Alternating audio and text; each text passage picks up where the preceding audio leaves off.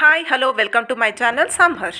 ఈరోజు మనము freezing rain night అంతా అయిన తర్వాత మనకి మార్నింగ్ ఎలా ఉంటుందనేది చూపిద్దాం అనుకుంటున్నాను. చూసారా? సో ఇది ఫుట్పాత్ మీద మనకి గడ్డిలో చూడండి ఎలా ఐస్ పీసెస్ ఎలా ఉన్నాయో.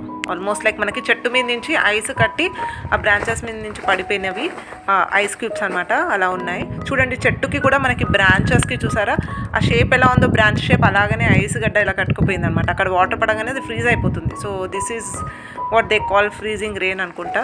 సో మనకి మార్నింగ్ లేసే వరకు కింద మొత్తం ఇలా ఐస్, మనకి స్నో కాదు, స్నో అంటే మనం బేసిక్లీ లెగ్ పెట్టే లోపలికి వెళ్ళిపోతుంది కదా, అలా కాకుండా కొంచెం ఫ్రీజింగ్ మనకి స్లిప్ అవుతుంటుంది అనమాట. సో చాలా కేర్ఫుల్గా నడవాలి మనకి ఫ్రీజింగ్ రెయిన్ ఉన్న తర్వాత. సో ఇలా ఉంటుంది ఫుట్పాత్. సో వెళ్తుంటే ఒక దగ్గర చూడండి ఇక్కడ కొంచెం వాటర్ ఉండే అనమాట, ఆ వాటర్ అంతా మనకి ఫ్రీజ్ అయిపోయింది, ఐస్ లాగా అయిపోయింది. ఇంకెక్కువ టెంపరేచర్ డౌన్ వెళ్ళిపోతే ఇంకెక్కువ మైనస్లో వెళ్ళిపోతే అది మొత్తం గడ్డ కట్టిపోతుంది. చూడండి ఇక్కడ బ్రాంచెస్ చూడండి మనకి ఇట్లా వాటర్ డ్రాప్స్ లాగా కనిపిస్తున్నాయి, కానీ అదంతా ఫ్రీజ్ అయిపోయి మనకి ఐస్ అయిపోయింది అనమాట. చూడండి ఇక్కడ చూడండి, చూసారా? ఇట్లా దూరం నుంచి చూస్తే మనకు వాటర్ డ్రాప్స్ లాగా కనిపిస్తున్నాయి కదా, లేదు అది గట్టిగా అయిపోయింది, ఐస్ పీస్ అయిపోయింది. So it looks so beautiful. మనకి చలి ఉన్నా కూడా మనం we can enjoy the nature.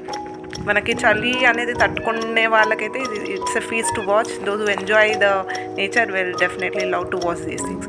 చూడండి ఇక్కడ చిన్న కొమ్మ మనకి గడ్డిలాగా ఇట్లా చిన్నగా పెరుగుతాయి కదా, అది మొత్తం లిటరల్గా మనకి మొత్తం ఐస్ అయిపోయింది. చెట్టు అంటే ఆ చిన్న ప్లాంట్ ఏ షేప్లో ఉందో ఆ షేప్లో మనకు ఐస్ కూడా అయిపోయింది, అదే షేప్లో. It's so beautiful to watch.